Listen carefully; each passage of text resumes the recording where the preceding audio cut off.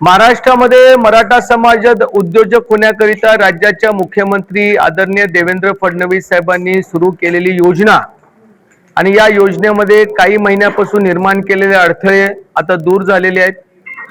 नवीन असणारे व्यवस्थापकीय संचालक यांनी कारभार हाती घेतल्यानंतर जुन्या एमडीनी घेतलेले निर्णय हे बेकायदेशीर आहेत।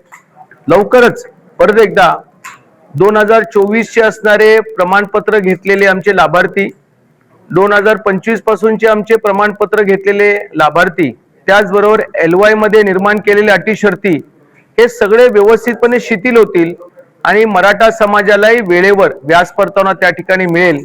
याकरिता नवीन एमडी आणि आम्ही या ठिकाणी शासनाचे प्रमुख मुख्यमंत्री देवेंद्र फडणवीस साहेबांना भेटून त्याची अंमलबजावणी करू। निधीची गरज आहे ती म्हणजे 800 कोटीची, परंतु एकदम हे पैसे लागत नाहीत, परंतु उद्या मुख्यमंत्र्यांची वेळ घेऊन भेटून जास्तीत जास्त निधी लवकर मिळावा याच्यासाठी आम्ही ते प्रयत्न करणार आहोत।